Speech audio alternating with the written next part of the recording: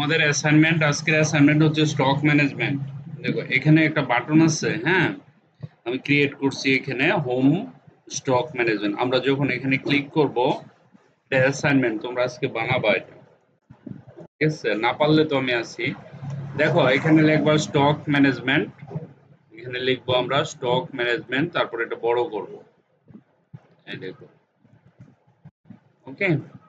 তারপরে আমরা চাইলে এটা একটা হেডলাইন দিতে পারি, হেডিং চেঞ্জ করতে পারো। ধরো এখানে এখানে এখানে ক্লিক করবা, হোমে যাবা, হোমে যাওয়ার পরে এখান থেকে আমরা যে কোনো একটা ব্যাকগ্রাউন্ড চেঞ্জ করতেই পারি। তো এখানে লিখবে বাই সেল স্টক। তো আজকে ডেট থাকবে এখানে বাই। ধরো আমি জাস্ট সফটওয়্যারটা দেখাচ্ছি, হ্যাঁ, কারণ আমরা তো কম্পিউটার কাজ করি, কম্পিউটার প্রয়োগ না করতে পারলে তো সমস্যা।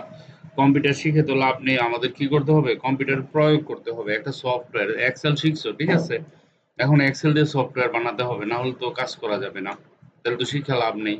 তো এরকম একটা সফটওয়্যার বানাইছি আমি। দেখো এখানে কম্পিউটার আছে, কম্পিউটার যখন আমরা সিলেক্ট করব, ধরো 30 সিলেক্ট করলাম, 30, ঠিক আছে, 30, বা আমি কিনবো এটা বাই, বাইয়ের করে কোয়ান্টিটি কত, 40, এন্টার দিলাম।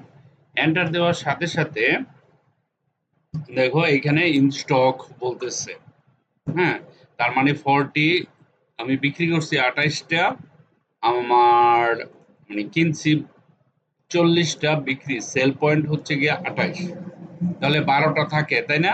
এটা কি কম্পিউটার। দেখো এখানে আমি যখন এই যে 12 ঘরে যখন যাব, তখন কম্পিউটারের ছবিটা দেখা যাবে।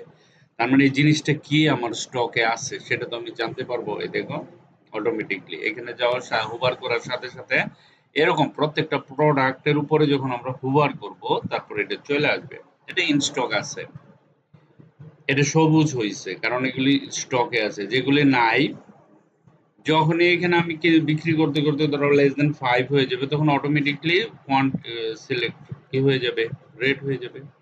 ধরো আমি 28টা এখানে বিক্রি করে দিলাম, 38, 28টা 38 বিক্রি করলাম। বিক্রি করার সাথে সাথে এই যে স্টক ম্যানেজমেন্টটা রেট হয়ে গেছে, আর এখানে দেখো ইমেজটা দেখা যাচ্ছে, এই দেখো, ওকে, এই যে এই যে দেখা যাচ্ছে, তাই না? এই দেখো, ওকে। এখন আমি ধরো এখান থেকে ক্লিক করলাম, এখান থেকে সিলেক্ট করলাম কিবোর্ড, ধরো পাওয়ার সাপ্লাই, আমি পাওয়ার সাপ্লাই কিনলাম 20টা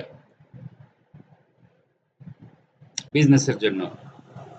কেনার সাথে সাথে দেখো পাওয়ার সাপ্লাই রেকর্ডে চলে আসছে, কিনছি 20টা, বিক্রি করছি 0, স্টকে দেখাইতেছে 20টা, আর ইন স্টক, ওকে। আর পিকচার আমি জাস্ট একটা অ্যাড করছি, বাকিগুলো তোমরা করে নিবা, ওকে। তারপরে দেখো এখানে যদি আসি আমরা, ধরো পাওয়ার সাপ্লাই র্যাম, কম্পিউটারের র্যাম কিনলাম ধরো 10টা, এই যে এন্টার দেওয়ার সাথে সাথে আমার এখানে স্টকে জমা হয়ে গেছে 10টা। আবার যখন আমি এখান থেকে বিক্রি করব, ধরো এখান থেকে র্যাম নিলাম, আমি বিক্রি করলাম, ধরো 8টা বিক্রি হয়ে গেছে, এন্টার দাও।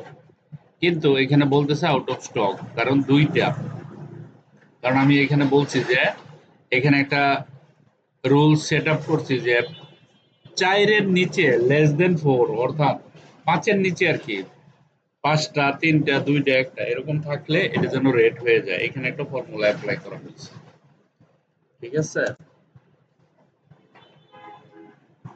ওকে, এটা হচ্ছে তোমাদের অ্যাসাইনমেন্ট, এটা আজকে বানাতে হবে, হ্যাঁ, এটা বানাতে হবে। এই যে স্টক ম্যানেজমেন্টে ক্লিক করব, ক্লিক করার পরে স্টক ম্যানেজমেন্ট ওপেন হয়ে যাবে।